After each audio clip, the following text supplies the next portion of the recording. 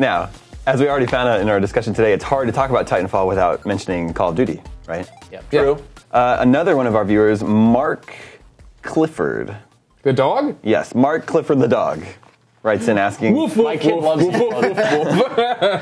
Is he's the big red dog? Yeah. I'm sitting on a house. With the release of Titanfall this week, do you think it will be the death of Call of Duty? I think splitting the game between 3 studios was a good move and will hopefully provide some freshness to the franchise as it's gotten stale lately, but will it be enough? He's talking about the developers that are working on Call of Duty games. I have some verbal diarrhea I can spout about Here we go. If you guys want. Vomit on us. So that's not what diarrhea is. Oh. It's the opposite. Well, it's just vomit the other way, but anyway. Got it. So short term, no, but I think what's going to happen, because, if only for no other reason, it's not on PlayStation platforms, and whereas Call of Duty's on everything. Yeah. But I do think that we've gotten to the point where Call of Duty, some fatigue has set in. Ghosts, I don't think it's sold as well as other Call of Duties have.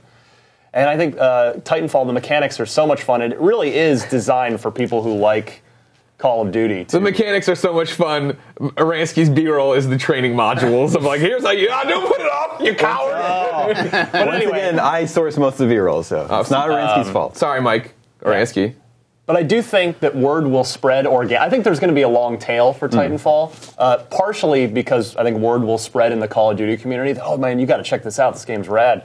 But also, there's nothing coming out for a while on either console. Yeah. You've got Infamous this month as the big PS4 release, and then it's kind of nothing on either platform. Metal Gear demo. A 2 hour... 2 hours of Metal Gear. 40, 50 bucks, whatever it is. But I think by Titanfall 2, which Respawn has all but said that's going to be on every console, and it should be at that point. Makes great sense for them and for gamers. I think Titanfall 2 has a pretty good chance to...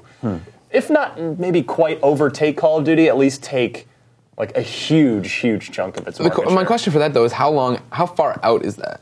Is it one of those things, is this going to kill Call of Duty? No, because Call of Duty is going to be annual forever, right? That's what the whole thing, there's always, every year, people are going to be super excited to play Call of Duty. But are they, though? I mean, if it continues the way it's going, Sledgehammer has a big task on their hands this year with trying to reinvigorate. I mean, I finally jumped off the Call of Duty bandwagon, 2 Call of Duties. I just I can't. This is boring to me now.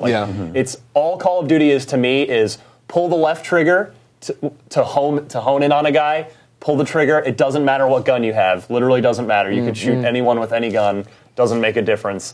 And so I'm just and the single player game is the excuse for a campaign in Call of Duty is follow some AI guy, shoot a bunch of stuff, and then follow him to the next area. They're just screaming at you. They're always mad at you no matter what you're doing. So Call of Duty needs it's the curse of success, right? I mean, it's huge, so they can't change it too much. But man, they got to change it. I mean, but I feel like we say this every year. And granted, again, we're on the outside, not being big FPS people. We aren't usually excited for Call of Duties. But every year they come out at their event and they're like, "Here's what we're doing. This fish has texture, and there's a dog." And people are like, "Oh, I can't wait to try this, to play this." And, and then they get made fun of a lot too. Yeah, but I mean, I don't know what the popular. I know Ghosts reviewed well, but I don't know what the hardcore Call of Duty community thought of it. But it did feel like, oh, you got this dog, but otherwise it's kind of the same as the other games.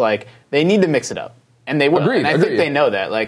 Sledgehammer and Activision, all these people are smart people, and I think that they're looking at Titanfall and understanding that Call of Duty needs to change, and I think it will. Will there be mechs? That's what I was going to say. What are the chances? What are the chances they add mechs to Call of Duty? I would bet the farm on it either this year or next. Next year. But see, the thing is, you say that Call of Duty. Prepared for mech fall. The Call of Duty people are smart people. Well, the Respawn people are the original Call of Duty people. Totally. They're really smart people. I 100% agree that Titanfall is going to take a big chunk of Call of Duty's business. Not necessarily overnight, but we are going to see that as in the chart of sales. I think we're going to see that as the turning point.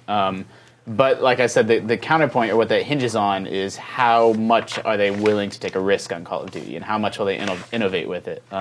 They have to. I think they have to. It's got to look and feel. It's got to continue evolving with the times. It's 2 generations, 3 generations old, this franchise is at this point. You were talking about how for you, Titanfall felt a little too similar to Call of Duty, but maybe that similarity would be attractive to Call of Duty fans.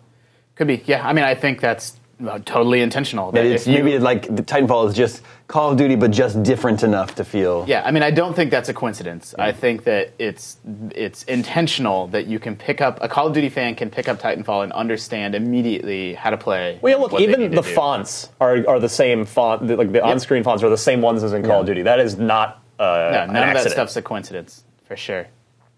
Well, Zampella. we should be hearing more about this year's Call of Duty soon. So we'll be watching that. Yeah, they usually reveal it around what, like NBA playoffs or something. They do a big commercial before E3, right? Yeah, isn't it pre-E3 when you usually go down and get an a event? little bit before E3. So we're watching carefully. I wonder if like me saying Titanfall is like Call of Duty is like someone saying ping pong's like tennis. Well, you hit a ball with a paddle. What's the difference? Yeah. But I mean, it's unfortunate. I'm at the point where you can't even. I won't even be excited when they announce Call of Duty. Like they're gonna have to. They have to win me back at this point. And that's You're going to sit on your throne with your thumb like this, waiting. Were you guys, what was it? Were you guys at the one where I think it was Black Ops or maybe Black Ops 2, where they announced it in this like stadium, and then there was flames shooting off, and Eminem came out and sang a song, and then there was all this crazy stuff.